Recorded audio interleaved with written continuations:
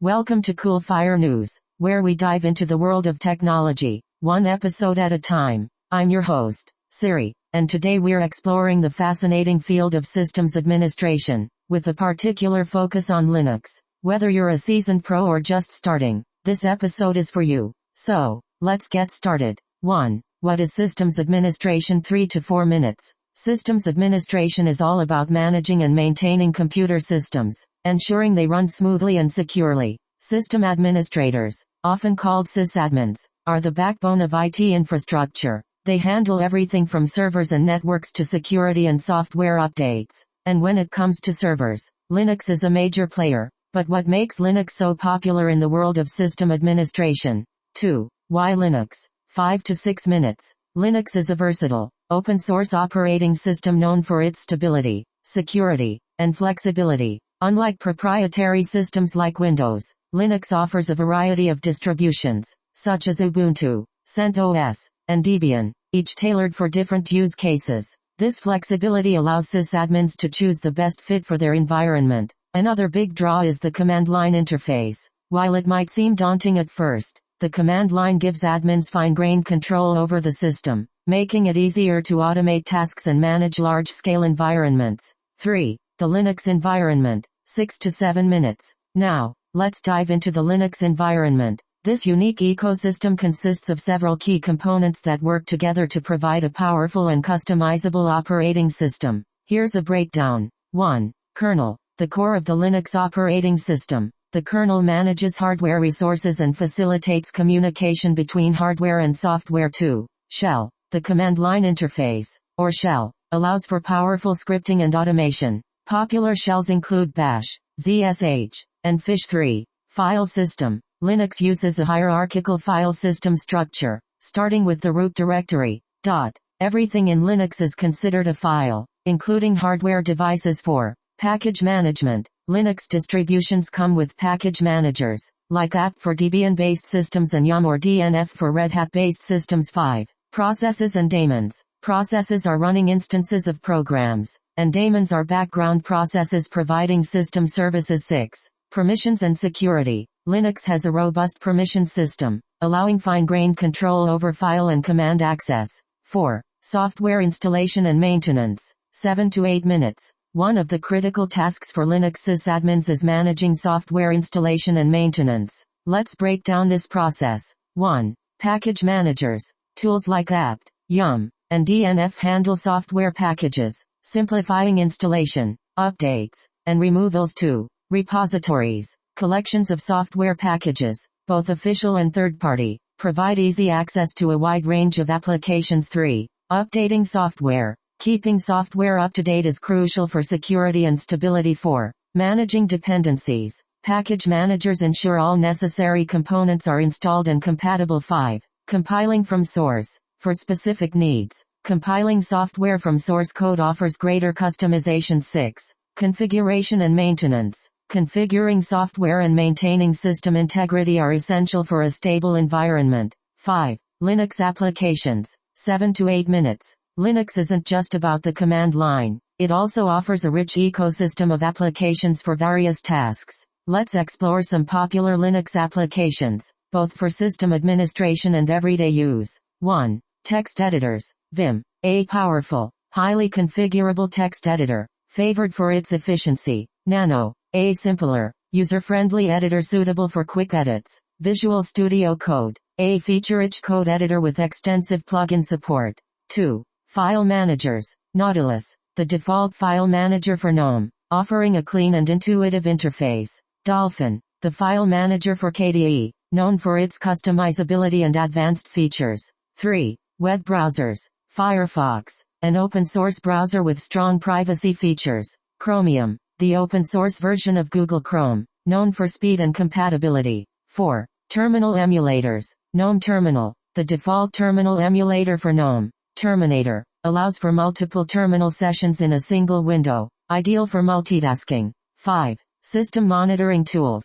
Top, an interactive process viewer for monitoring system resources in real time. Glances, a cross-platform monitoring tool that provides a wide range of system information. 6. Media players. VLC Media Player, a versatile, Open source media player that supports various formats. Audacious. A lightweight audio player with a classic Winamp-like interface. 7. Office suites. LibreOffice. A comprehensive open source office suite compatible with Microsoft Office formats. OnlyOffice. A cloud-based office suite with collaboration features.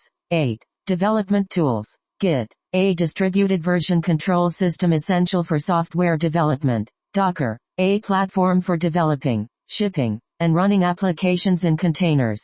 These applications showcase the versatility and robustness of Linux, catering to both technical and everyday needs. Whether you're coding, browsing, or just listening to music, Linux has you covered. 6. Understanding Linux permissions. 6 to 7 minutes. One of the foundational elements of Linux is its permission system, which controls who can access files and directories and what they can do with them. This system is crucial for maintaining security and ensuring that users only access what they are supposed to. 1. Basic permission structure. In Linux, every file and directory has 3 types of permissions: read, R, write, W, and execute, X. These permissions are assigned to 3 categories of users: owner, the user who created the file or directory; group, a set of users who share the same permissions; others, all other users who have access to the system. For example, a file permission set might look like RWXRXR. This means, the owner has read, write, and execute permissions. The group has read and execute permissions. Others have read permissions only. 2. Changing permissions. To change permissions, the chmod command is used. For example, to make a script executable by everyone, you would use chmod plus x script sh. To set specific permissions, you can use numerical mode. For example, chmod 755 file sets the permissions to RWXRXRX. 3. Changing ownership. The chown command changes the owner and group of a file or directory. For example, chown user, group file. 4. Special permissions. Linux also has special permissions like setuid, setgid, and the sticky bit. Setuid, when applied to an executable, it allows the file to be run with the privileges of the file owner. Setgid, when applied to a directory, files created within inherit the group's permission. Sticky bit, applied to directories, it restricts file deletion to the file's owner. 5. Security implications. Properly setting permissions is critical for system security. Incorrect permissions can lead to unauthorized access, data breaches, or malicious exploitation. It's essential to follow the principle of least privilege, granting only the permissions necessary for users to perform their tasks. Lock-click. 7. Managing processes in Linux.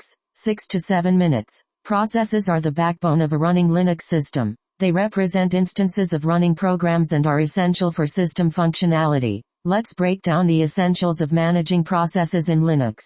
1. What is a process?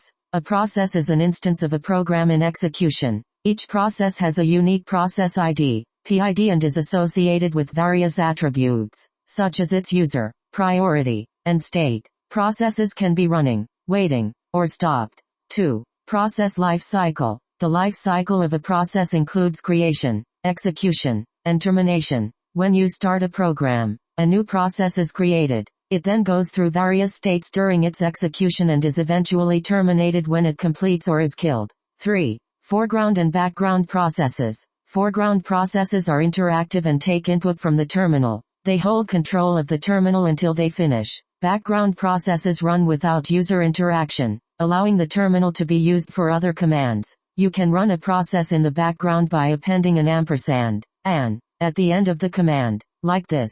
Command an. 4. Managing processes. Several commands and tools help manage processes. PS. Displays a snapshot of current processes. For a detailed view, use PSOX. Top. A real-time system monitoring tool showing active processes and system resource usage. Top. An interactive process viewer with a more user-friendly interface than Top. Kill. Sends signals to processes, often used to terminate them. For example, kill -9 PID forcefully kills a process.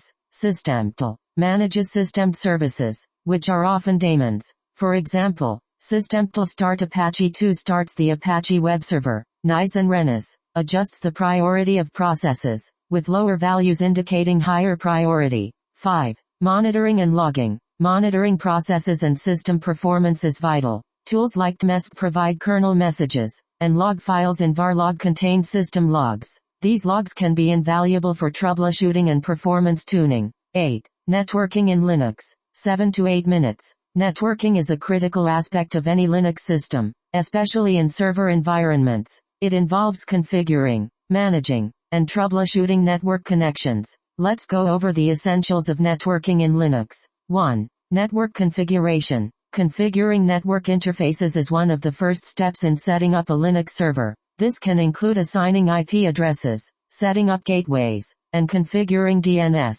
Tools like ifconfig and IP are commonly used for these tasks. For example, to display the current IP configuration, you can use ifconfig or ipadder-show. Modern systems use Netplan or Network Manager for configuration. For example, with Netplan, network settings are defined in YAML files under etc Netplan. An example configuration might look like this.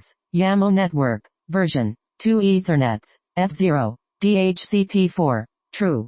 2. Common networking tools. Several tools are essential for diagnosing and managing network issues. Paying tests connectivity to another network host. Traceroute shows the path packets take to a destination. Netstat displays network connections, routing tables, and interface statistics. SS, a modern alternative to Netstat, showing detailed socket information.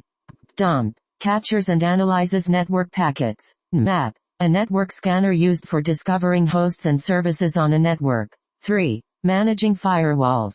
Linux systems often use iptables or nftables for firewall management. These tools control traffic flow and can be used to set up rules for allowing or denying traffic. For example, a simple iptables rule to allow incoming SSH traffic might look like iptables a input ptcp port 22j accept. Additionally, UFW uncomplicated firewall is a user-friendly interface for managing firewall rules. For example, UFW allow 22/TCP. 4. Network services and daemons. Linux servers often run various network services, such as web servers, FTP servers, and SSH. These services are typically managed by daemons, background processes that provide specific functionality. Common network daemons include SSHD, the SSH server daemon, which allows secure remote access, HTTPD, the Apache HTTP server daemon, serving web content, VSFTPD, a secure FTP server daemon. These daemons are managed using tools like systemtl. For example, to restart the SSH service, you would use systemtl restart SSHD. 5. Network security. Ensuring the security of network connections is crucial. This involves using secure protocols, like SSH instead of Telnet, setting up VPNs for secure remote access, and regularly updating software to protect against vulnerabilities. Tools like fail2ban can help prevent brute force attacks by banning IP addresses after too many failed login attempts. 6. Monitoring and troubleshooting. Monitoring network traffic and performance is essential for maintaining a healthy network. Tools like iftop show real-time bandwidth usage, while Node provides a visual representation of incoming and outgoing traffic. For troubleshooting, tools like MTR combine the functionality of paying and traceroute to diagnose network issues. Networking in Linux is a vast and complex topic, but understanding the basics can help you manage and troubleshoot network connections effectively. Network connection established. 9. Shell scripting in Linux. 7 to 8 minutes. Shell scripting is a powerful tool for automating tasks in Linux. It allows sysadmins to write scripts that automate repetitive tasks, manage systems, and perform complex operations quickly and efficiently. Let's explore the essentials of shell scripting. 1. What is a shell script? A shell script is a file containing a series of commands that the shell can execute. It can include commands, functions, loops, and conditionals, making it a versatile tool for automation. Shell scripts are typically written in languages like Bash, but other shells like ZSH and Fish also support scripting. 2. Basic structure of a shell script. A simple shell script might look like this. Bash bin bash echo hello, world. The first line bin bash is called the shebang and indicates which shell should execute the script. The echo command prints hello, world, to the terminal. 3. Variables. Variables in shell scripts store data that can be used and manipulated. For example, bash bin bash name equals John echo hello, $name, This script sets the variable name to John and then prints hello, John. 4. Control structures. Shell scripts can include control structures like conditionals and loops. For example, bash bin bash for I in 1. 5. Do echo iteration $i done. This script prints iteration followed by numbers 1 through 5. 5. Functions. Functions in shell scripts allow you to group commands and reuse code. For example, bash bin bash greet, echo hello, $1, greet Alice. This script defines a function greet that takes one argument and prints a greeting. It then calls the function with the argument Alice. 6. Common use cases for shell scripting. Automating backups. Creating scripts to automatically backup files or databases. System monitoring. Writing scripts to check system health, monitor disk usage, or report network status. Deployment automation. Automating the deployment of software or updates. Log management. Automating the rotation, compression, and archiving of log files. User management. Automating the creation, modification, and deletion of user accounts. 7. Best practices. Use comments. Document your scripts with comments to explain complex logic. Error handling. Include error handling to manage unexpected issues. Modularize code. Break down complex scripts into functions for better readability and maintainability. Test thoroughly. Test scripts in a safe environment before deploying them in production. Shell scripting is a foundational skill for Linux sysadmins, enabling them to automate and streamline their workflows. Whether you're writing simple scripts or complex automation tasks, mastering shell scripting can significantly enhance your efficiency and productivity. And that's a wrap on today's episode of Podcast Name. We've covered a lot of ground in Linux systems administration, from basic concepts to advanced topics like networking and security. Whether you're just getting started or looking to deepen your knowledge, we hope this episode has been informative and inspiring. Don't forget to subscribe, leave us a review, and share this episode with your friends and colleagues. If you have any questions or topics you'd like us to cover in future episodes, feel free to reach out on our social media channels or our website. Thanks for tuning in, and until next time, keep exploring the world of technology.